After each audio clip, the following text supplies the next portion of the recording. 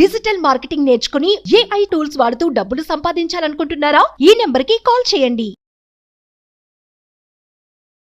మిత్రులందరికీ నమస్కారం. మన ముందు న్యాయపరమైనటువంటి సలహాలు ఇవ్వడానికి హైకోర్టు అడ్వకేట్ నాగేశ్వరరావు పూజారి గారు ఉన్నారు. వారిని అడిగి ఇవాళ ఒక కీలకమైన అంశం మీద దానికి సంబంధించినటువంటి సమాచారం తెలుసుకుందాం. సార్ నమస్తే. సహజీవనం అంటే ఏమిటి? అది ఎవరికి వర్తిస్తుంది? రెండవది, సహజీవనము అనేటటువంటిది పెళ్ళి అయిన వాళ్ళకి, పెళ్ళి కాని వాళ్ళకి కూడా అది లీగలైజ్డ్ దేశంలో. ఓకే, దీన్ని అడ్డం పెట్టుకుని ఎన్నో సంసారాలు కూలిపోతున్నాయి. ఇవాళ నా దగ్గరికి వచ్చేటటువంటి ఎన్నో కేసులు భార్యలు కానివ్వండి, భర్తలు కానివ్వండి, డిప్రెషన్ తోటే వస్తున్నారు. ప్రతి ఒక్కళ్ళు చెప్పేది ఏంటి అని అంటే, మేడం ఎందుకమ్మా మీరు గట్టిగా నిలదీసి అడగచ్చు కదా అని అంటే, వాళ్ళు చెప్పేటటువంటిది ఏంటంటే, సుప్రీంకోర్టే ఈ తీర్పు చెప్పింది, ఎక్కడ పోతావో పో, ఏం పీక్కుంటావో పీక్కో, ఏం చేయగలుగుతావో చెయ్యి, ఇలాంటివి వింటున్నారు. మేడం మేము ప్రూవ్ చేసుకోలేమా, మా సంసారాలు నిలబెట్టుకోలేమా, లేదా వాళ్ళు చేసేటటువంటి తప్పు ప్రపంచానికి కనిపించడం లేదు, మేము ప్రూవ్ చేయలేకపోవడం వల్ల బ్లేమ్ మా మీదనే వేసుకొని, అంటే కొన్ని డైవర్స్కి వెళ్ళిపోతున్నాయి. ఎందుకంటే వాళ్ళు కలిసి జీవించడం అనేది కుదరదు, అడ్జస్ట్ అవ్వలేనటువంటి పరిస్థితి. అసలు ఈ సుప్రీంకోర్టు తీర్పు ఇంత భయంకరమైనటువంటి అలజడిని కుటుంబాల్లో సృష్టించడము అనేది జనాలందరికీ కూడా మింగుడు పడినటువంటి విషయం. ఈ తీర్పు గురించి మాట్లాడుతున్నాను నేను.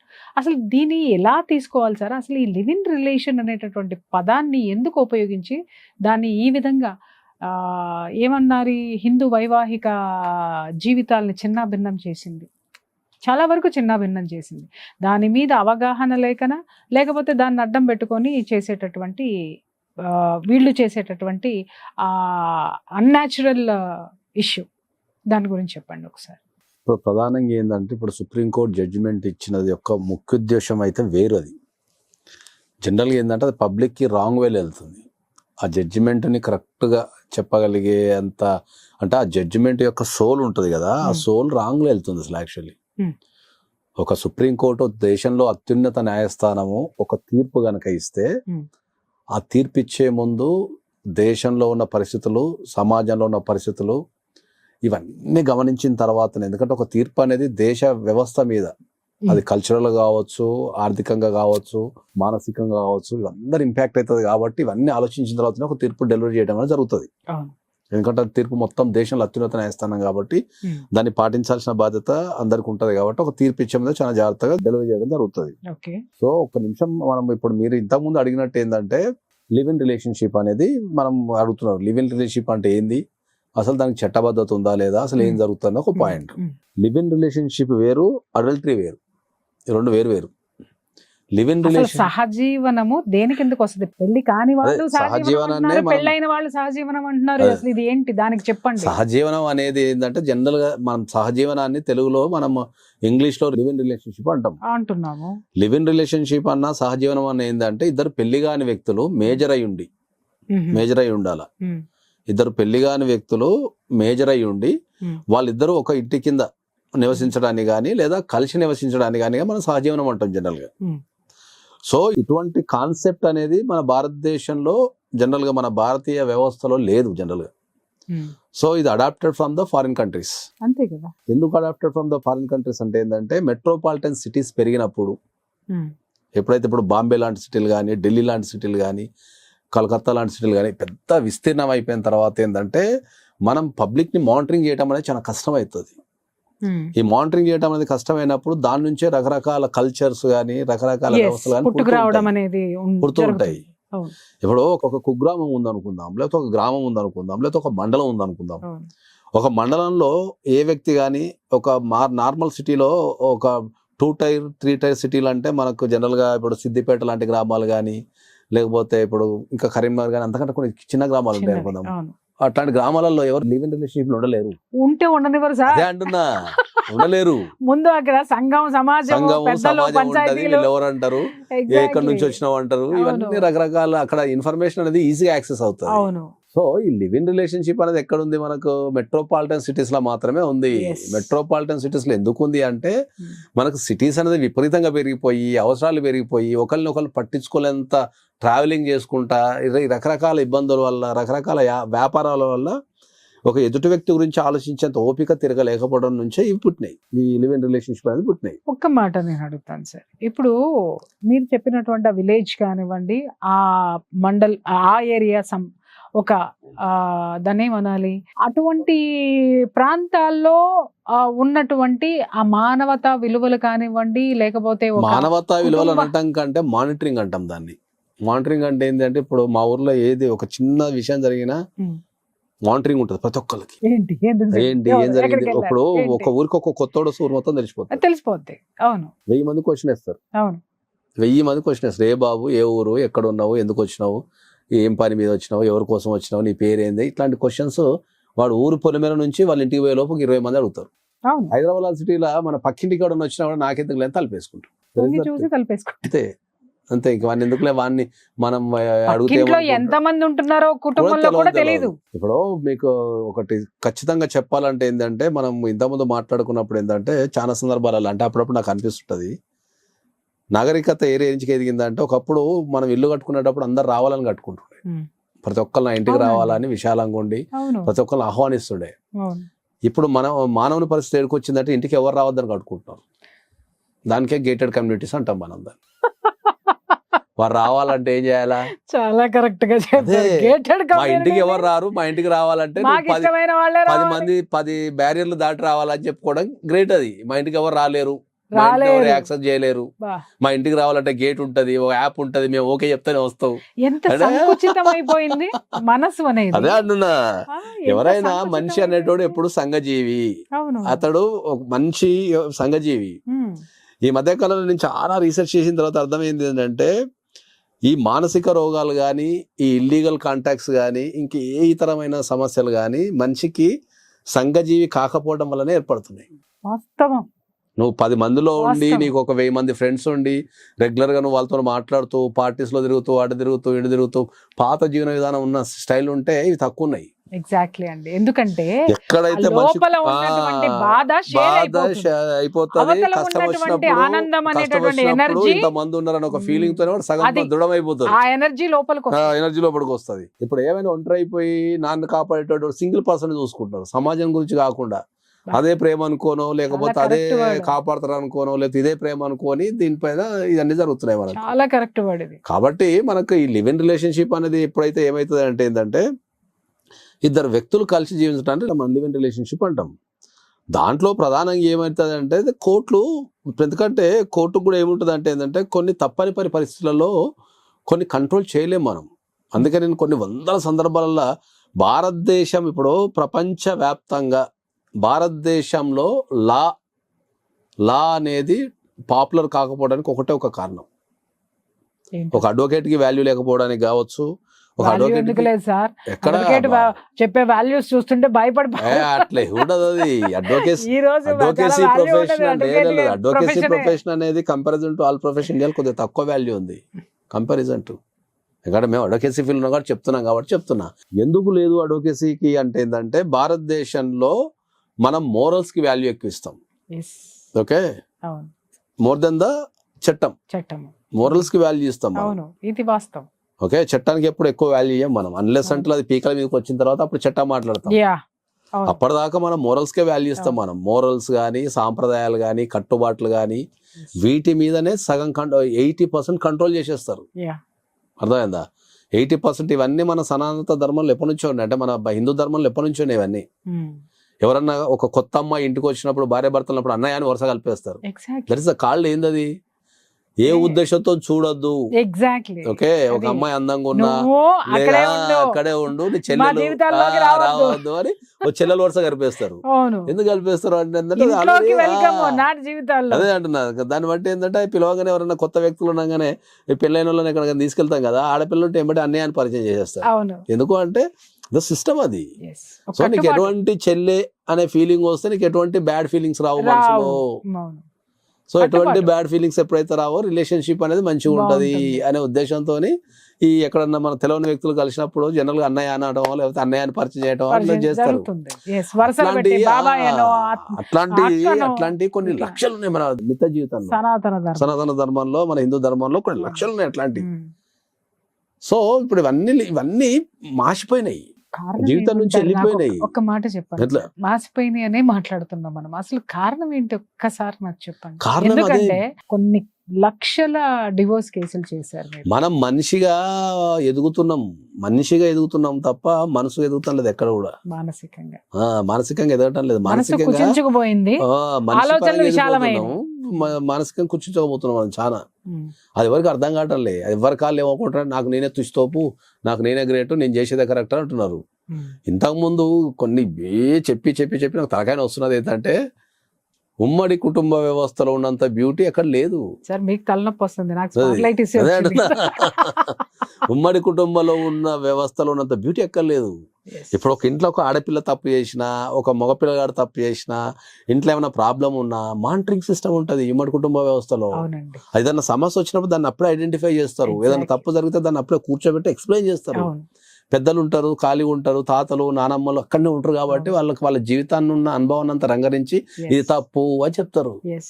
ఈ తప్పు అని 1, 2, 3 సార్లు చెప్పడం ద్వారా వాళ్ళు రియలైజ్ అయిపోతారు. ఓహో ఇది నేను చేస్తున్నా తప్పు కదా అని చెప్పి రియలైజ్ అవుతారు. అవును. ఇప్పుడు మనకు అన్ని న్యూక్లియర్ ఫ్యామిలీస్, సింగిల్ ఫ్యామిలీస్ అయిపోయి తల్లిదండ్రులు ఫుల్ బిజీలో సంపాదనలో ఉన్నప్పుడు వీళ్ళకి పిల్లలకి నేర్పించేది ఎవరు? టీవీలు, గూగుల్, ఆ టీవీలలో ఏం నేర్పుతున్నారు? గూగుల్ తల్లి. ఏం నేర్పుతున్నారు? గూగుల్ తల్లి కానీ అంటే టీవీలో వీడికి ఏం ఏం నేర్పుతున్నారు? నేర్చుకోవాలనిపిస్తే అది ఏం నేర్చుకుంటారు. నేర్పుతున్నారు? అదే అంటున్నారు కదా, వాళ్ళకి నచ్చింది చేసుకుంటున్నారు అంతే. Yeah. కాబట్టి లివ్ ఇన్ రిలేషన్షిప్ అనేది వాళ్ళు దాన్ని ఇప్పుడు కోర్టు కూడా ఎందుకు యాక్సెప్ట్ చేస్తా అంటే దే కెన్ కంట్రోల్. చట్టం ఏం చెప్తుంది? ఇద్దరు మేజర్లు ఉన్న వ్యక్తులు చట్టబద్ధంగా కలిసి ఉండొచ్చు. చట్టం అది. నీకు నచ్చిన వ్యక్తితో కలిసించే హక్కు నీకుందనే చట్టం. మొరల్ ఏం చెప్తుంది? పెళ్లి కాకుండా నచ్చిన వ్యక్తి అయినా సరే పెళ్లి కాకుండా కలిసి ఉండొద్దని మొరల్ చెప్తుంది. ఆ పాయింట్ కి ఈ వస్తున్నారు. రెండింటి మధ్యలో పంచాయతీ ఇప్పుడు Counselling ఇవన్నీ కానీ divorce కానీ. ఇవన్నీ అన్నాడు. ఈ రెండింటి మధ్య ఇప్పుడు అదే పంచాయతీ రాబోతున్నా నేను. ఈ రెండింటి మధ్య పంచాయతీ మీకు తెలుసు, నాకు తెలుసు. చట్టానికి మొరల్ కి మధ్యలో పంచాయతీ ఇప్పుడు మనం చూసే కేసులన్నీ. ఎగ్జాక్ట్లీ. ఇక్కడ మనం ఎక్కువ గమనించింది ఏంటంటే సార్, దీంట్లో లివ్ ఇన్ రిలేషన్షిప్ లో ఉన్నప్పుడు వీళ్ళన్నీ కూడా ఏం మాట్లాడతారు అని అంటే ప్రపంచానికి, సంఘానికి ఎదురెళ్తే ఏమవుతుంది అనేటటువంటి నిర్లక్ష్య ధోరణి వాళ్ళలో ఉంటుంది. విపరీతమైనటువంటి స్వేచ్ఛను ప్రోత్సహించేటటువంటి మాటలే వాళ్ళకు ఉంటాయి. లేక వినండి సార్, అదే పెళ్లి అయిన తర్వాత పొరపాటున పాత సంబంధాలు గూగుల్ చాట్లో లేకపోతే ఫోటోలో ఇంకొకటో బయటపడి లేదా పాత యొక్క పరిచయాలు మళ్ళీ పునరావృతం అయితే మాత్రము వీళ్ళు ఎట్టి పరిస్థితుల్లోనూ యాక్సెప్ట్ చేయరు అవతల వాళ్ళని. ఇక్కడ వస్తుంది, ఇది తెలుసుకోవాలి యువత. ఎంతసేపు లివ్ ఇన్ రిలేషన్షిప్ కోర్టు చెప్పింది, అది చెప్పింది అని చెప్పేసి అని వాళ్ళు మాట్లాడి దానికి విపరీతంగా ఇవాళ ఓయో రూమ్స్ ఎందుకు ఏర్పడినాయి సార్? ఓయో రూమ్స్ లో జరిగేటటువంటి చెప్పండి. మీలాంటి వాళ్ళు మాలాంటి వాళ్ళు వెళ్ళాలి అని అంటే మన కుటుంబాలతో వెళ్ళాలి అని అంటే రైట్ రాయల్ గా పోతాం. ఈ ఓయో రూమ్స్ లో అత్యధికంగా బుక్ అయ్యేటటువంటివన్నీ కూడా ఈ లివ్ ఇన్ రిలేషన్షిప్ లో ఉన్న వాళ్ళు టైం గడపడానికే కదా అవన్నీ కూడా ఉంటున్నది. చాలా మంది నా దగ్గర వాపోయిన వాళ్ళు ఎవరు ఉన్నారు అని అంటే వీళ్ళు హోటల్స్ నడిపేటటువంటి వాళ్ళు, ఇలాంటి వాళ్ళు కూడా వాపోయేది ఏంటి ఉంటే కొంతమంది మూసుకున్నారు కూడా, మేము ఇలాంటివి చేయలేము అని చెప్పేసాను. మోరల్ ఒప్పుకోవట్లేదు, చట్టం ఒప్పుకున్నా అని చెప్పేసాను. అది పెళ్లికి ముందు బాగుంటుంది సార్, రిలేషన్షిప్ లో ఉన్నంత వరకు బాగుంటుంది సార్. ఆ relationship when it converts into marriage life. ఇప్పుడు మనం దాని మీదనే కదా నేను ఇన్ని సంవత్సరాల నుంచి పోరాటం చేసేది ఏంటి అంటే ప్రీమ్యారిటల్ కౌన్సిలింగ్ అనేది తీసుకోమని అందుకే చెప్తున్నాం. ఎందుకంటే ప్రీమ్యారిటల్ కౌన్సిలింగ్ లో ఏమైనా రిలేషన్షిప్స్ ఉంటే దాన్ని ఎట్లా కట్ చేసుకోవాలా, ఎక్కడ దాకా పెట్టాలా, ఎందుకు Yes. పెట్టాలా అనేది మనం క్లియర్ గా ఎక్స్ప్లెయిన్ చేస్తాం.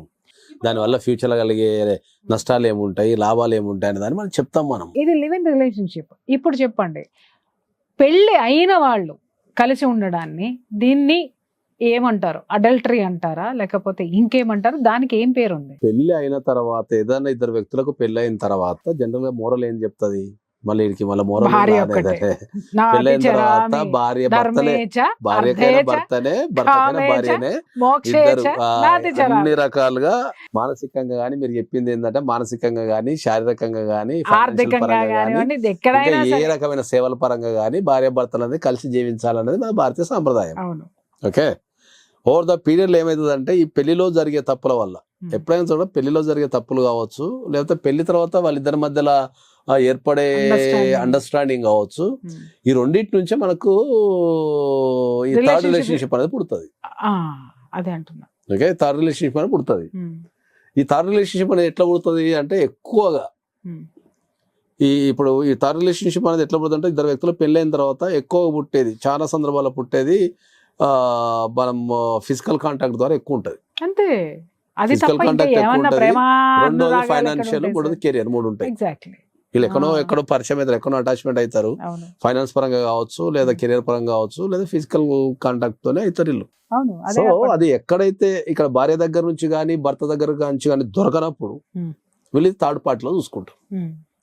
సో దీంట్లో కాన్సెప్ట్ ఏంది అంటే మనకు కొన్ని వందల సామెతలు ఉన్నట్టు దూరపు కొండలు నునుపు అనో, ఇప్పుడు ఇంట్లో ఉన్న భర్తనో భార్యనో ఇది సర్దిపోవాలా, వాళ్ళకి ఏమన్నా ఫైనాన్షియల్ కష్టం వచ్చినప్పుడు, ఇప్పుడు ఇంట్లో ఉన్న భార్య ఉందనుకుందాం, సపోజ్ భార్యకు సంబంధించి ఏదన్నా కష్టం వచ్చినప్పుడు ఒక మాట నేనున్నా అని నిలబడగలిగితే అయిపోతుంది కదా, ఇంకా బలపడుతుంది బలపడుతుంది సార్ బంధం. బలపడుతుంది. దాని కన్వర్సేషన్ ఎటో వెళ్ళిపోతుంది. వెళ్ళిపోయినప్పుడు ఏమవుతుంది అంటే బయట నుంచి ఏదైనా పిలుపు వస్తుంది వాళ్ళకు, నేనున్నా అంటారు, ఒక కథం అయిపోతుంది. అది దీంట్లో కాన్సెప్ట్ బ్యూటీ ఏంటంటే ఎప్పుడైనా సరే హ్యూమనైజం ఏంటంటే ఏది మనకు అవైలబుల్ ఉందనుకో దాన్ని పట్టించుకోము, అది హ్యూమనైజం. ఏదైతే అవైలబుల్ ఉండదో ఎప్పుడో ఒకసారి దొరుకుతుంది చూడు, దాని మీద ఎక్కువ ఇంట్రెస్ట్ ఉంటుంది. సో పెళ్ళైన తర్వాత ఏర్పడే ప్రతి రిలేషన్షిప్ ఇదే ఉంటది కాన్సెప్ట్. దాని నుంచి ఒక 3 ఉంటాయి. దానికి కెరియర్ కానీ, లేకపోతే మీరు అన్నట్టు కెరియర్ కానీ, లేకపోతే ఫైనాన్షియల్ ఇష్యూ కానీ, లేకపోతే ఫిజికల్ అంటే ఏంటంటే వీళ్ళిద్దరు ఫిజికల్ చక్కగా ఉండక ఏం చేస్తారు, వీళ్ళ అవసరాలు బయట తెచ్చుకుంటారు అంతే. కరెక్ట్, భార్యాభర్తలు ఇద్దరి మధ్య. ఇది ఇంకొకసారి చాలా సందర్భాల్లో సార్ మనం చూసినటువంటి కేసుల్లోనే చాలా సందర్భాల్లో కాపురాల్ని రోడ్డు మీదకి లాక్కొస్తున్నాయి. ఇంకొక విషయం ఏంటంటే అవతల పార్ట్నర్ వీళ్ళకి నచ్చిన వాళ్ళు దొరికారు అంటే ఇక్కడ కారణాలు వెతికి మరి, ఇప్పుడు మీరు చాలా చెప్పారు, ఇది ఇప్పుడు సెక్షువల్ పరంగా కానివ్వండి, వాంటింగ్, ఫైనాన్షియల్ పరంగా కానివ్వండి, కెరీర్ పరంగా కానివ్వండి, రిలేషన్స్ పెట్టుకుంటున్నారు, బాగుంది. అక్కడ గనక బంధం బలపడితేనో లేకపోతే డిపెండెన్సీ ఎక్కువైతేనో ఆ ఆధారపడడం అనేటటువంటి దాన్ని బలం చేసుకోవడానికి, పర్మనెంట్ చేసుకోవడానికి యువతలో ఉన్న రిలేషన్ బీటలు వారిపోవడం. వాళ్ళకి తెలియని కాన్సెప్ట్ ఏంటంటే విడిపోవాలనుకున్నప్పుడు కూర్చోబెట్టో కదా, లేకపోతే ఆ రిలేషన్షిప్ నుంచి వెళ్ళిపోయి సమస్యల్లో ఎప్పుడైనా కూడా సమస్యలు ఏంటంటే at a time multiple relationships maintain చేయడంతోనే సమస్య. అంతే కదా. ఓకే, ఈ at a time multiple relationships maintain చేయడం వల్లనే సమస్య. వాళ్ళు ఒక రిలేషన్ వదిలిపెట్టి ఇంకో రిలేషన్ కు ట్రావెల్ అయితే పర్లేదు, అక్కడ ఏమి ఇబ్బంది ఉండదు. ఎగ్జాక్ట్లీ సార్, దీనికి కామా పెట్టడు, ఫుల్ స్టాప్ పెట్టడు, ఇలా గాల్లో గాలాడేస్తారు అనుకుంటా. ఇటు అయితే ఏం బీక్తావు అనుకుంటా మొగుడు ముంగట వేరే మొగుడిని వేసుకొని తిరిగే అమ్మాయిలు ఉన్నారు. అయితే ఏం బీక్తావు అని చెప్పేసి భార్య ముంగట వేరే అమ్మాయిలు వేసుకొని తిరిగే భర్తలు ఉన్నారు. ఇది సమాజం. సో దీంట్లో వీళ్ళకి అర్థం కాని కాన్సెప్ట్ ఏంటంటే వీళ్ళు ఎప్పుడైతే ఒక రిలేషన్షిప్ లోకి ఎంటర్ కావాలి అనుకున్నప్పుడు ఏంటంటే ఆల్రెడీ ప్రజెంట్ ఉన్న రిలేషన్షిప్ ని కట్ చేసుకొని రెండో రిలేషన్షిప్ లో పోతే అది ఎవరికి ఇబ్బంది ఉండదు. సో వీళ్ళు ఏంటంటే వీళ్ళకు ఆలోచించే శక్తి కానీ దాన్ని ఎగ్జిట్ అయ్యే విధానం కానీ తెలవక ఇది గాలికి వదిలేసి మీరు అన్నట్టు ఎంట్రీలో ఎగ్జిట్ చచ్చిపోతూ ఉంటారు దీంట్లో. సో దానికి ఒకటి వీళ్ళకి యాడ్ ఆన్ ఏంటి అని అంటే సుప్రీంకోర్టు తీర్పు. ఇప్పుడు మనం అక్కడికి వచ్చాం, సుప్రీంకోర్టు తీర్పు. అసలు ఇప్పుడు నేను అడుగుతున్నాను చెప్పండి సార్, ఇప్పుడు ఇంత సుదీర్ఘంగా అద్భుతమైనటువంటి విషయాలు మనం మాట్లాడుకున్నాం, దీంట్లో ఇప్పుడు ఈ సుప్రీంకోర్టు యొక్క తీర్పు మంచి చేస్తుందా చెడు చేస్తుందా అంటే ఎలా తీసుకోవాలి అసలు దీన్ని? సుప్రీంకోర్టు తీర్పు గురించి చెప్పాలంటే ఏంటంటే సుప్రీంకోర్టు అది చెడుగానో లేకపోతే మీకు స్వేచ్ఛలున్నాయనో లేకపోతే ఎక్స్ అనో వై అనో జెడ్ అనో సుప్రీంకోర్టు తీర్పు ఇయ్యలే. సుప్రీంకోర్టు తీర్పు ఇచ్చింది ఏంటంటే సమానత్వము, ఒక వ్యక్తిగత స్వేచ్ఛ, సమానత్వము, వ్యక్తిగత స్వేచ్ఛ అండ్ ఇతర అంశాల మీద మాత్రమే సుప్రీంకోర్టు తీర్పిచ్చింది. ఇప్పుడు నేను చెప్తున్నా, చెడు ఎప్పుడైనా ఈజీగా అట్రాక్ట్ అయితే అన్నట్టు సుప్రీంకోర్టు ఇచ్చింది ఏంది అంటే అడల్టరీ అనేది ఓన్లీ మనకు ఇంతకుముందు లేడీస్ మీదనే ఫైల్ అవుతుండే కేసు. అవును, ఇప్పుడు మరి లేడీస్ మీద ఫైల్ అయినప్పుడు మరి మొగుళ్ళ మీద కూడా పెట్టాలి కదా, ఎందుకు పెట్టలేదు సార్? అందుకే ఈ మొగుళ్ళ మీద పెట్టినప్పుడు మరి ఆడల మీద పెట్టడం ఎందుకంటే తీసేసింది. అంటే మొగోడు చేస్తున్నాం అడల్టరీ కాదు, ఆడది చేస్తే అడల్టరీ, నా సమానత్వం ఉండాలి కదా, మరి చట్టంలో మన అన్ని సమానత్వం ఉండాలి కదా అని అన్నప్పుడు మరి ఏళ్ళ మీద కూడా కేసులు పెట్టాలని చెప్పి పెట్టాలి కానీ ఎత్తేయడం ఎంతవరకు సమంజసం? ఇది ఇక్కడ పురుషాధిక్యత చూపించినట్టు కదా. అంటే ఇన్ని సంవత్సరాలు లేడీస్ అయితే మాత్రం భరించారు, మగవాడి మీద పెట్టాల్సి వస్తే ఎత్తేస్తారు. అట్లే ఉండదు, అట్లా ఎత్తేసడం ఏమి ఉండదు. ఒక సమస్య వచ్చినప్పుడు దాని మీద ఎవరైనా స్పందిస్తారు. సమస్య రానంత కాలం ఒక చట్టం ఏర్పడుతుంది, ఆ చట్టం ఏర్పడిన తర్వాత దాని మీద ఏదైనా సమస్య వచ్చింది అనుకో అందరూ స్పందిస్తారు. సో ఇప్పుడు అది ఒక కోణంలో చూడొద్దు, దాన్ని ఆడోళ్ళ మీద పెడుతున్నారు మొగల మీద పెడతలేరు కాకుండా దాంట్లో జనరల్గా చెప్పాలంటే ఏంటంటే మీకు దానికి కరెక్ట్ ఏంటంటే ఇప్పుడు మనకు ఇప్పుడు అబ్బాయిలు ఉన్నారు అనుకో, ఇప్పుడు పెళ్లి చేసుకున్న అమ్మాయిలలో ఇప్పుడు పరిస్థితి అంటే ఇప్పుడు కొద్దిగా వదిలిపెడతా కానీ పెళ్లి చేసుకున్న అమ్మాయిలలో 70%, 60 to 70% unsatisfied with their physical needs. అది ఉంటది సార్, ఫిజికల్ నీడ్స్ ఉంటది 100%. They need to sacrifice their physical needs.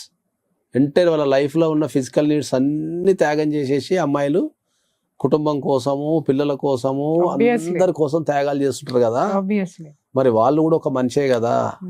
మరి ఏ కారణం చేతనైనా వాళ్ళకు ఒక ఫిజికల్ నీడ్ వాళ్ళ లైఫ్ లో ఫిల్ కానప్పుడు మరి వాళ్ళకున్న రైట్ ఏంది, వాళ్ళు ఎందుకు ఉండాలా అనే దాని నుంచి సుప్రీంకోర్టు దాని ముఖ్య ఉద్దేశం. జనరల్ గా సరే మీరు వందల మంది ఇక్కడ ఒక చిన్న క్వశ్చన్, ఇక్కడ నేనేమంటానంటే ఇప్పుడు ఆ ఉద్దేశంతో సుప్రీంకోర్టు పెట్టింది బాగుంది. ఇప్పుడు దీన్ని ఇది ఎలా మారిందో నేను చెప్తున్నా, నేను ఫేస్ చేసి చెప్తున్నాను సార్, నేను చూసి చెప్తున్నా. ఇది ఎలా మారింది అని అంటే, సంసారాలు చేసేటటువంటి కుటుంబాల మధ్య ఒక స్త్రీ పెళ్లి అయింది, భర్తతోటి సుఖం లేదు, వాడు చేతగాడు, నాకు ఇంకొకటి కావాలి ఫైనాన్షియల్గా శారీరకంగా అని చెప్పి అతనితోటి బిడ్డను గడి బేఫికర్గా ఇద్దరితోటి ఒకే అపార్ట్మెంట్లో, వినండి సార్, సంసారం చేస్తుంది.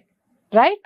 సంసారం చేస్తున్నప్పుడు సంసారం గుట్టుగా సంసారం చేసుకున్నారా? మీరు అన్నట్టు మెట్రోపాలిటన్ సిటీస్ వదిలేద్దాం, ఎందుకంటే మనం చాలా గొప్పవాళ్ళం కాబట్టి. కానీ ప్రతి నిత్యము పచ్చి బూతులతోటి కొట్టుకొని తిట్టుకొని వాళ్ళ యొక్క ఇల్లీగల్ రిలేషన్ని దరిద్రంగా చుట్టుపక్కల వినపడేటట్టు తాగి కొట్టుకొని నాశనం చేసినప్పుడు నాలాంటి వాళ్ళు అబ్జెక్ట్ చేస్తే వీళ్ళు చూపించే కార్డు సుప్రీంకోర్టు, వినండి సార్, మా బాధలు వినండి సార్, సుప్రీంకోర్టు తీర్పు ఉంది నువ్వు ఎవరితో అడగడానికి, నంబర్ 1. రెండోది ఏంటంటే ద గ్రేట్ చుట్టుపక్కల ఇరుగు పొరుగు వాళ్ళు కూడా మాట్లాడేటటువంటి మేధావినులు మాట్లాడేటటువంటిది ఏంటంటే, వాళ్ళ ఇంట్లో వాళ్ళు ఏమైనా చేసుకుంటారండి, ఏం మాట్లాడతాం? ఈ కల్చరు నీ ఇంటి చుట్టుపక్కల, నా ఇంట్లో పెళ్లి కావాల్సిన మగపిల్లలు ఉన్నారు, ఎదుగుతున్న ఆడపిల్లలు ఉన్నారు. వీళ్ళు సమాజాన్ని ఏ విధంగా అర్థం చేసుకుంటారు? ఇద్దరి మధ్య ఉన్నటువంటి రిలేషన్, ఇలాంటి రిలేషన్స్ ఏ విధంగానైనా తప్పు కాదు అనేటటువంటి భావనలోకి పోతే రేపొద్దున నా సంసారం ఏం కావాలా, నా పిల్లలు ఏం కావాలి, నా పరువు ఏం కావాలి, వీటిల్ని మేము ఎలా థ్రెట్ చేయాలి? సుప్రీంకోర్టు మీకు ఓన్లీ క్రిమినల్ కేసు మాత్రమే ఎత్తేసిన అని చెప్పింది కానీ మిగతా మీకున్న ఏ రైట్స్ కూడా సుప్రీంకోర్టు మిమ్మల్ని అది చేయలేదు. ఇప్పుడు ఇబ్బంది ఎదురైతే సివిల్ రైట్స్ చేసుకోవచ్చు, చేసుకోవచ్చు. ఒక ఎక్సెప్ట్ మీరు అడల్టరీ తప్ప మిగతా క్రిమినల్ కేసులు అన్ని పెట్టచ్చు, అన్ని ఓకే. ఇది దాన్ని ఇది ఎవరికి తెలియదు, ఇది ఎవరికి తెలియదు, ఎందుకంటే నోరు మూసుకుని కూర్చుంటున్నారు. ఇలాంటి ఆడది ఒక్కళ్ళతోటి ఉంటే పర్వాలేదు, చుట్టుపక్కల ఉన్న మొగుళ్ళందరినీ పట్టుకున్నా కూడా ఎవరు నోరు మెదపలేనటువంటి విషయం అన్నమాట. అంటే ఒక్కసారి తుంచేస్తే అయిపోతుంది కదా అని అంటే, అది చివరికి కాపురాల్లో కూడా వచ్చేసినా కూడా కళ్ళు తెరవన్నటువంటి గుడ్డి కబోదులు చాలా మంది ఈ ప్రపంచంలో ఉన్నారు. ఎస్పెషల్లీ నాకు తెలిసిన ప్లేస్ ఏరియాలో జరిగిన సంఘటన, నేనే దానికి విక్టిమ్. సో దీనికి ఏం చేయాలా అనంటే, ఏమోనండి ఏంటండి ఇలా పెదవి విరిచేసి వెళ్ళిపోయిన పురుష పొంగువులు ఉన్నారు, వెళ్ళిపోయిన అబ్బో అది పెద్ద కేసు అది ఇది అని దాన్ని నానాభ్రష్టు పట్టించి మళ్ళీ చివరికి దాంతోటే తిరిగేటటువంటి మగవాళ్ళని నేను చూసా. ఆ భార్యలు ఏం చెయ్యాలి, పక్కన ఉన్నటువంటి నాలాంటి తల్లులు ఏం చేయాలి? నేను రెండు అడిగా మిమ్మల్ని, భార్యలు ఏం చేయాలి? ఇలా రిలేషన్ పెట్టుకున్న ఆడదాన్ని భార్యలు ఏం చేయాలి, నాలాంటి ఆడవాళ్ళు ఏం చేయాలి? భార్యలు ఏమైనా కూడా ఏంటంటే వాళ్ళకు ఒక అడల్టరీ కేసు తప్ప మిగతా అన్ని కేసులు పెట్టుకునే అవకాశం ఇచ్చారు. అడల్టరీ కేసు కూడా మీకు సివిల్ రైట్స్ ఇచ్చారు. మీరు అడల్టరీ కేసును కనుక ప్రూవ్ చేయగలిగితే మీరు ఆస్తిలో వాటాలు తీసుకోవచ్చు, చైల్డ్ కస్టడీ తీసుకోవచ్చు, మంచి మెయింటెనెన్స్ తీసుకోవచ్చు, తర్వాత అన్ని రకాల సివిల్ రైట్స్ మొత్తం ఇచ్చారు. ఓన్లీ ఒక అడల్టరీ కేసులో నువ్వు పోలీస్ స్టేషన్ మాత్రమే వెళ్ళొద్దు అని చెప్పారు తప్ప మిగతా అన్ని రైట్స్ అట్నే ఉన్నాయి. కాకపోతే ఇక్కడ వచ్చే ప్రాబ్లం ఏంటంటే చాలా మందికి చట్టాల మీద అవగాహన లేకపోవడము, కోర్టుకి వెళ్తే న్యాయం జరగదేమో. ఎవరు వస్తారు చదువుకున్న వ్యక్తులే ఉన్నారు అనుకుందాం. కోర్టు అంటేనే భయపడేటోళ్ళు ఇప్పటికీ దేశంలో 90% ఉన్నారు. సార్ కోర్టు అంటే భయపడతారు కానీ మురుగుంట్లో మాత్రం బతకడానికి మాత్రం ఈ జీవితాలు మాత్రం రెడీ, వాళ్ళకి అదే బాగుంటది కదా. పందులకే ఉంటారు, అంతేగాని సమాజం పట్ల గానీ లేకపోతే కుటుంబాల పట్ల గానీ వీళ్ళకి ఎవ్వరికి కూడా ఏమైనా గౌరవం లేదు సార్. నిజంగా చెప్తున్నా, పురుగులు లెక్క బతుకుతారు వీళ్ళు. ఇప్పుడు ఇంతగానం మనం మొత్తుకునేది ఏంది అంటే ఏంది, సమాజంలో పెళ్లి అనే వ్యవస్థ కానీ రిలేషన్షిప్స్ అనే వ్యవస్థ కానీ చెడిపోయింది. దాన్ని బాగు చేయడానికి నాలాంటి వ్యక్తులో నీలాంటి వ్యక్తులో కంకణం కట్టుకున్నా కూడా జనాలలో చైతన్యం రావడం లేదు. చాలా వచ్చింది సార్. అది చైతన్యం లేదు. అంటే ఏంది? ఇప్పుడు నేను దాన్ని ఖండిస్తా. పెళ్లికి ముందు మనం ప్రీమారిటల్ కౌన్సిలింగ్ తీసుకోమని కొన్ని లక్షల మంది చెప్తున్నాం కానీ వస్తున్నారు. ఇప్పుడు స్టార్ట్ అయింది. ఇప్పుడు స్టార్ట్ అయింది. లేదు సార్, వస్తది. ఇప్పుడు అదే చెప్పేది. నేను కౌన్సిలింగ్ స్టార్ట్ చేసినప్పుడు లక్షలు పెట్టి కోట్లు పెట్టి పెళ్లి చేసుకుంటున్నారు. మొన్న ఒక నాకు తెలిసిన ఒక కేసు వచ్చింది. పెళ్లికి 2.5 కోట్లు ఖర్చు పెట్టారు. 2 రోజులు లేరు. నేను చెప్పనా 2 రోజులు లేరు. నేను చెప్పనా 15 కోట్లు ఖర్చు పెట్టారు. 2 రోజులు లేరు వాళ్ళు. హనీమూన్ నుంచి రాగానే అయిపోయింది. 2.5 కోట్లు అంటే ఏముంది చెప్పండి. 100 కోట్లు కట్నం మళ్ళీ. కాబట్టి మనం అనేది ఏంటంటే సుప్రీం కోర్టు తీర్పు ఎప్పుడు తప్పు కాదు, దాన్ని అర్థం చేసుకునే విధానంలో తప్పు ఉంది. అప్పుడప్పుడు మనం అంటాం కదా మన జనాలు అయ్యో రామా అంటే విధానంలో తప్పు లేదు సార్, అసలు అర్థమయ్యేటట్టు ఎవడికి వాడికి అన్వయించుకుంటున్నారు, ఫెసిలిటీ అన్వయించుకుంటున్నారు అంతే. దాన్ని ఎట్లా నేను చెప్పేది ఏంటంటే ఇప్పుడు మీకు అర్థమయ్యే భాష చెప్పాలంటే కరోనా వచ్చినప్పుడు కనుక ఏదైనా అర్జెంట్ ఉంటే పాత తీసుకొని పోవంటే ప్రతి ఒక్కరు అర్జెంట్ పోయి చెప్పుకున్నట్టు ఉంటుంది ఇది సుప్రీంకోర్టు తీర్పు. ఎవరి కాడే నాకు అర్జెంట్ ఉంది సార్ అని చెప్పేసి పోయినట్టే ఉంటుంది. ఎమర్జెన్సీ కార్డు తీసుకున్నట్టే ఆ తీర్పు ఎవరి కాళ్ళు అన్వయించుకుంటారు అంతే. కానీ దాని తీర్పు యొక్క ఉద్దేశం అనేది అసలు సుప్రీంకోర్టు తీర్పు ఏం చెప్పింది అనేది, దాంట్లో ఏం పాయింట్లు ఉన్నాయి, అసలు ఎందుకు ఆ కన్క్లూజన్ తీసుకుందని ఒకసారి ఓన్లీ సుప్రీంకోర్టు జడ్జిమెంట్ మీద ఒక వీడియో చేయాలి జనరల్ గా. ఎగ్జాక్ట్లీ దాని ఉన్న బ్యూటీ ఏంది అసలు అది అనేది చెప్పాలి. అందరు సమాజంలో ఏమనుకుంటారు అంటే ఈ సుప్రీంకోర్టు అంతా ఇది చేసింది అది చేసింది అనుకుంటారు. సుప్రీంకోర్టు ఒక జడ్జిమెంట్ డెలివరీ చేసే ముందు ఆ దేశ ప్రజల మీద ఎంత అదైతే చూడకుండా ఏం డెలివరీ చేయరు. That is the point. So final గా మనం చెప్పేది ఏంటి అంటే ఎప్పుడైనా కూడా whatever it may be there is a illegal affairs అనేవి ఎప్పటి కూడా డేంజరే. అవి మాసోర్ మెనోస్ కిందకో పైకో ఎక్కడో దగ్గర దెబ్బ కంపల్సరీ తంతది. అది అంటే కొట్టిన తర్వాత ఈలోపు ఏళ్ళు గడిచిపోతున్నాయి సార్, గడిచిపోతున్నాయి కానీ జీవితాలు నాశనం అయిపోతున్నాయి సార్. ఇప్పుడు మనము సమాజానికి నశించిపోయి పర్వర్టెడ్ అయిపోతున్నారు జనాలు. ఏం చేస్తాం మరి ఇంకా దాంట్లో ఏం చెయ్యాలి సార్, చెయ్యాలి. సో మీరు చెప్పారు కదా, సో ఈ రోజు జనాలకు అర్థమవుతుంది ఏం చెయ్యొచ్చు అనేటటువంటి విషయం. So thank you so much. విన్నారు కదా ఫ్రెండ్స్, ఇలాంటివి మీ చుట్టుపక్కల మీ జీవితాల్లో చాలా మంది ఆడవాళ్ళు మగవాళ్ళు కూడా ఫేస్ చేస్తున్నటువంటి ప్రాబ్లం అడల్టరీ, అలాగే అక్రమ సంబంధం అని కరెక్ట్గా మన యొక్క తెలుగు వర్డ్ అది.